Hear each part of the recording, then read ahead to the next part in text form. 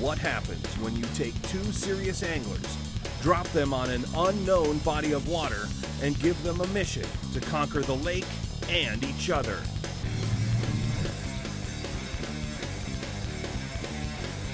Two different patterns, one unknown lake, with no practice and no preparation. Who will catch the most fish and how? The only way to find out is to go commando. Oh, got him. Oh yeah, look at that one. The mission is simple. Two experienced anglers. Two different battle plans. Going head to head on one unfamiliar body of water. Steve Pennaz takes us to the front line of fishing to learn the lessons of the Lake Commandos.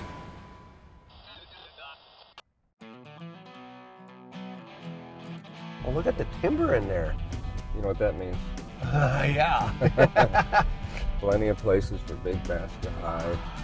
Incredible first impression. This thing is beautiful. This looks awesome. Every good lake commando knows that lakes, rivers, and reservoirs are always changing. High water, low water, weed growth, forage, and even structure can change from year to year, month to month, even day to day in the most extreme cases. Today, Steve Pennaz will match wits with outdoor writer and bass fishing expert Jim Edlund on a body of water that, due to a string of very wet seasons, has changed drastically in recent years and is still changing, flooding shoreline and creating new fish habitat all the time. Today's mission: find the exact right cover and presentation to catch largemouth bass on a lake where every inch of shore looks like a big bass playground. I can't tell you how many times I've pulled up to a boat ramp and thought differently about a lake once I saw it. This particular lake looks so good, it might be bad. I mean, it just, how can a lake look this bassy before we get out? I'm actually shaking right now. This is really exciting to be out here right now. There's no rule that says you have to be on big water to catch big fish, and this lake is a perfect example of that. Here are the details on today's battleground. At 338 acres, today's lake is slightly smaller than what many would consider an average upper Midwest freshwater lake. It has a max depth of only 32 feet, and nearly half of the lake is less than 15 feet deep. It's classified eutrophic, or fertile, with water clarity ranging from just 3.5 to 7.5 feet. Periodic algae blooms throughout the summer reduce clarity even further. Available habitat is fairly one-dimensional, with gradual shoreline breaks and abundant weed growth throughout, with a handful of distinct main lake points, a couple of islands, and a single mid-lake submerged hump.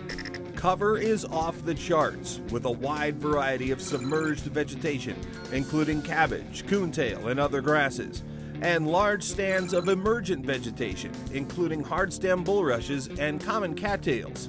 But the key cover is the recently flooded shoreline timber and grass that rings the entire lake.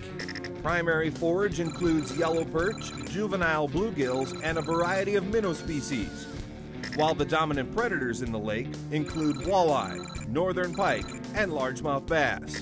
Conditions are near perfect for a summertime big bass extravaganza, with water temps in the low 80s, light winds, and sunny skies. That's the battleground the Commandos are facing, and we're about to find out their plan of attack. But we also want to know how you would fish it, so let us know online. Today I'm going to be fishing timber, and this is the way I want a pattern to hopefully kick Steve's butt, because I think that these big bass are hanging out in the living room with the remote control in hand, which means they're pushed up close into this timber, up into the grass, in the junk, looking for food and not moving a whole ton. And so I'm going to be knocking on wood with the gripper jig, 5/8 ounce, on some heavy braid with the jumbo chigger craw on the end. For tackle today, starting with the reel, we've got the Revo STX 7.1 to 1 gear ratio, which means that I can flip that wood. If I don't get a bite, I'm burning back to the boat and get another flip back on that wood. For rod, I'm fishing an Abu Villain 7.6 flipping stick. It's got kind of a fast tip, provides leverage to get those fish out of the junk, out of the timber.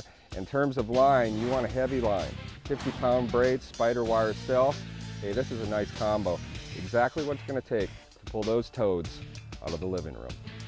The thing I don't like about flipping in this situation is that it's a slower technique. We've got to work from piece to piece to piece. I'm going to go with a worm today. I'm going to go with a 7-inch power worm, and if things really start rocking, I'm going to go to a 10-inch or even a 12-inch.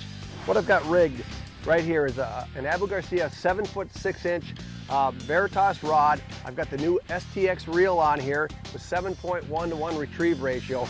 I've got 15-pound fluorocarbon, 100% fluorocarbon from Trilene. I've got a 4/0 Mustad hook off shank. I'm going to vary the sinker sizes depending on how deep we go.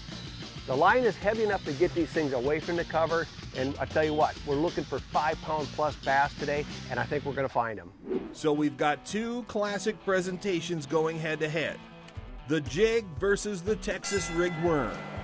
Each commando will get 2 hours to use their chosen technique. A coin flip puts Edlund and his jig in the front of the boat first. All right, you got to give me room too. I won't front boat you too bad. When I saw this lake for the first time, I was blown away, because for this part of the country, it doesn't look like most lakes. It looked more like a lake you would see down south, like, you know, a reservoir in Texas. And so right away, because we're chasing big bass, I thought this has a lot of potential. Now, this riprap reminds me almost like there's a fish, like a southern reservoir dam. Right. Oh, he's in the, oh, got him out. Not a giant, Jim, but it's the first one, and that's my 3rd bite. I'm probably having a lot of little ones hitting it, but inside weed line black blue has been a little bit better. First bite is always the toughest one to get. The Largemouth Commando raid is underway with Pennaz grabbing the early lead.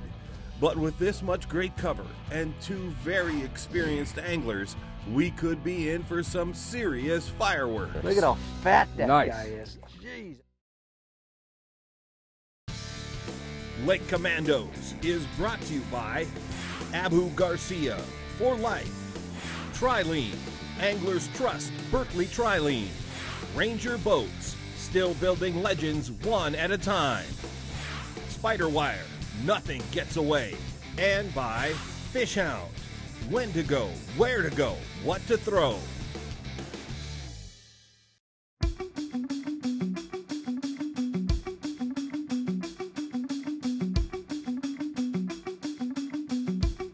The Lake Commandos are on a mission to find and catch big largemouth bass on a small natural lake with lots of newly flooded shoreline cover. For Commando Jim Edlund, it's the canvas for yet another big fish adventure. Jim grew up with fish and fishing in his blood as the son of a bait shop owner, and has become one of the most respected outdoor writers in the business, with credits in a number of top publications, including North American Fisherman. He is also working towards a master's degree in fisheries biology. What I liked about fishing with Jim today is the fact he was open to a lot of different things. As you can see, the jumbo chigger craw pushes a lot of water. It's really wide. It's got a large footprint, and the regular chigger craw on the right, the 4-inch, it's got more of a slim profile. So I'm going to move to this so I can get down through that emergent vegetation and not get so much jump. Time to catch up to Steve. Tell you what I learned today fishing with Steve, and I always learn something when I fish with Steve, is that bass will be feeding in several different areas on a lake at any one given time. First good one of the day. That's a good fish. Look at how fat that Nice. guy is. Jeez, I can't even lift him in the boat. I'm going to grab him. Oh man, look at that bruiser. Nice. Stout, look at that. Yeah. Absolute football. You know, that fish is well built. He's a 4-pounder. He's not going 5, but he's sure got the girth. Look at that. He's a mule. You know, Jim's pattern to flip wood is produce a couple fish in a few bites in about an hour and 15 minutes now. This is our best fish, and it came off a fallen log here with some weeds on it. But if this is the type of bass that are in this lake, oh, I want to flip some more. There he goes. I thought that, hey, in this lake, it's going to be something that looks brown, green, pumpkin, orange. That's why I went with the color. Steve was using a black and blue. Now, when Steve started catching fish, I switched over. Starting with 2 different colors makes sense. Tweaking after 3 or 4 bites Makes sense. I think you're Good making idea. You're making a good call. Pattern's working. Now tweak the color.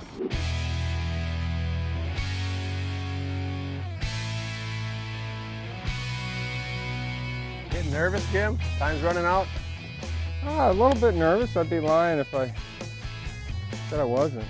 I'm actually anxious to see what Steve's worm pattern's going to do. There he is. You got one? Oh, nice. Well, oh wow, it's got some scrap. Not the big fish we're after, but I got one too.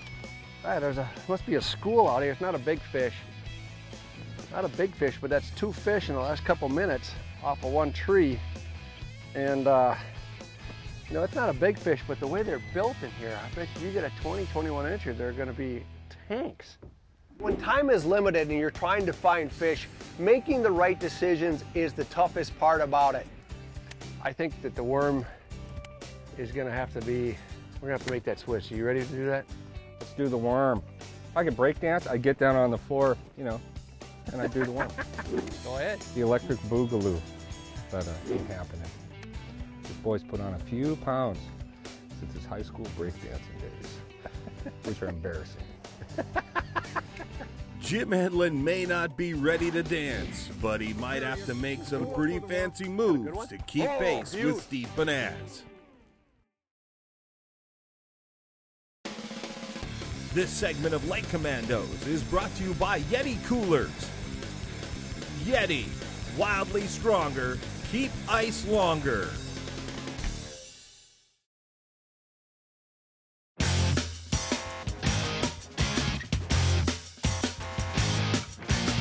Today I saw wood, and so I went with jigs. And instead of fishing the wood in the afternoon, which Steve suggested, which was probably the way to do it, I said, let's try to fish jigs first, because I already had a preconceived idea of how to fish the lake. Now, was it right? Well, we caught a few fish. Would my pattern have worked better in the afternoon? Probably. Bite. Got him. Got him. Jimmy's not a big fish, but hey, it's only about 10 casts into the worm. Nice. We're in 12 feet right here, and he came about 7, 8 feet down. What color did you end up going with? Black. Black? Blue black. What size? 7-inch. 7. And I just got bit off by a pike. That didn't take long. There he is.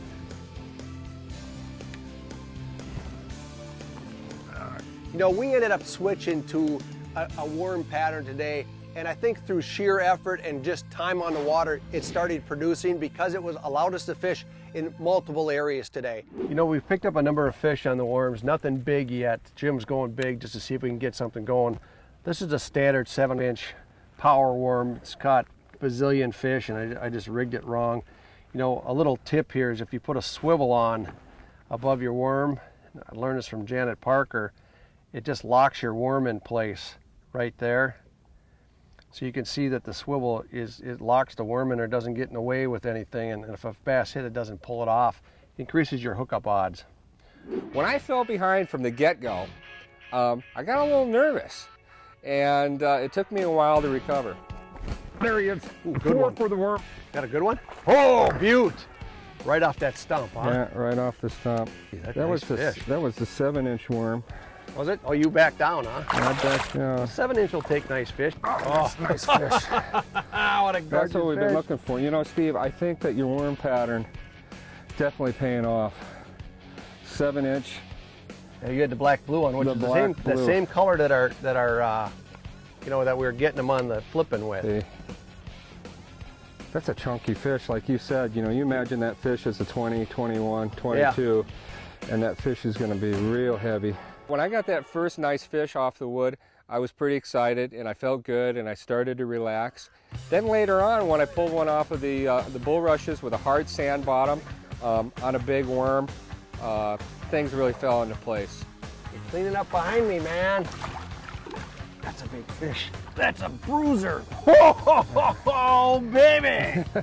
All right. Nice fish. A lot of times that the cleaner vegetation, where you got 1 or 2 types of vegetation versus a mix, can be better. But if you look at a grass line closely, all of a sudden you'll start seeing transition lines where you went from bulrushes to say cabbage or some other type of weed. Those transition zones can be important because what they usually represent is a change in bottom content or bottom structure, and that can be a key in holding fish. Black and blue has been the ticket so far on 2 big fish today and good numbers of small fish. So right now I'm starting to have a little more faith in that pattern. I think we're going to stick it out just a little bit longer.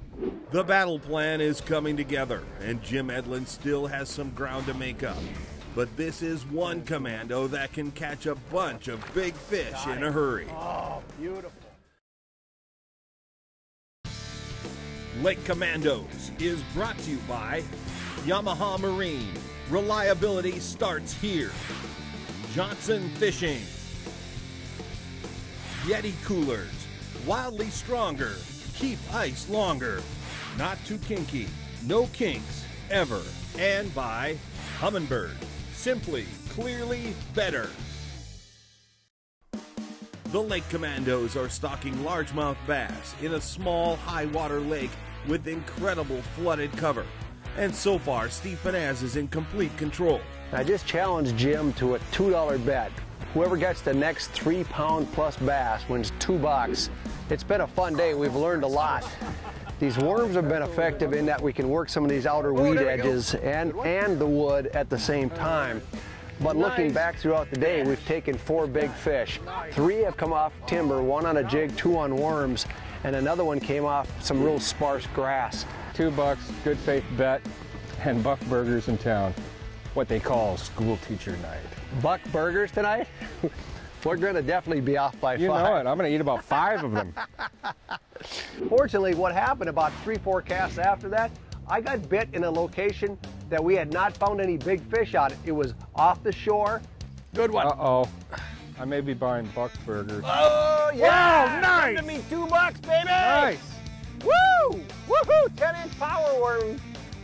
Yeah, baby! Look at that fish. That's a mule. That's what we're talking about. Right there, baby. That's what we're talking about. Ah, I missed him. Come here. Got him. Oh, nice. Look at that guy. Whoa, look at that guy. Nice fish, Steve. Look at that guy. Oh, he threw my power worm off, but it's worth it. That is a mule. Again, it was off bulrushes, so it was cleaner bottom, but it was several feet off there. And the bite surprised me. It was more of a bass, a small bass bite, but when I reared back and set the hook, the rod stopped, and it was a big fish. We've worked hard for every bite, and when you work hard for every bite and you figure out a new lake and you get fish like this, it's very rewarding. You know, today we really went out with power fishing for bass. We're fishing heavy gear in heavy cover for heavy bass. We started off flipping with a 7-foot 6-inch Abu Garcia villain rod with 50-pound spider wire stealth on it. We were using 1/2 and 5/8 ounce gripper jigs, and we're tipping them with craws. This is a 3-inch sugar craw, and this bait produced 1 big fish today and numbers of small fish. When we switched over to worms, we fished with a 7-foot 6-inch Abu Garcia Veritas rod with the micro guides. It's a little lighter setup, fishing 4-aught hooks. Now the weights that we used, I started off with 3/16. Jim was fishing a little bit heavier, and he was getting bigger fish than me. I made a switch over to heavier, actually not the jig, but the sinker, just because it changed the rate of fall and it seemed to appeal to the bigger bass. Now in terms of lures, we had 2 of them that really worked well for us. We started off with a mainstay, a 7-inch power worm in black and blue, and we caught a number of fish. And when fish are keen on worms and you can get away with fishing bigger, I like to make the switch. I went to a 10-inch power worm in green pumpkin and had good success on the bigger bait. These are our 4 best fish today, and I wanted to take them just so we could get a quick photo, but this is kind of an indication of what can happen when you go commando. Absolutely, man. I'm sold. They're gorgeous. You know, for us to take 2 patterns like that, never fish the lake, and come out with, you know, fish like that in this part of the country is awesome. It's insane. I went commando with Steve August 2012. They got to sign the back.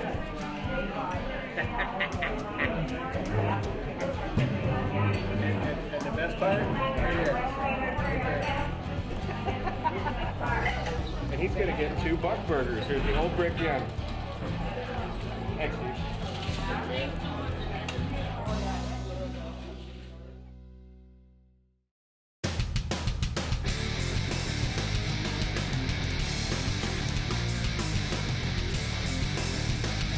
I'm Captain George Mitchell. This is Coastal Chaos. Man, do I love bottom fishing. You just never know what's going to be slamming your bait. When rigging for bottom fish, always plan on the fight and the fish of your life. Here's my standard go-to rig for a big old sow snapper. It all starts with 100-pound spider wire braid. I've got my 50 VXS International loaded. It's all mounted on a 100-pound stout stand-up rod. Go from 100-pound spider wire braid straight to a 3-way swivel. My 3-way swivel to my 100-pound fluorocarbon leader. Leader's about 10 feet long. On the last leg of my 3-way swivel is a short section of 20-pound monofilament. On the end of my monofilament is my sinker. Now my sinker is going to match the size of my bait and the depth of water that I'm fishing. The beauty of the 20-pound mono, should we snag the bottom with the lead, we're only going to lose that and not all our terminal tackle. Hook size is going to vary with the size of the bait and the size of the targeted species. I typically start with a 7/0 and I may bump it all the way up to a 10/0. I only use Mustad triple strength welded eyed circle hooks. I love their strength, they'll flat out whip any bottom giant.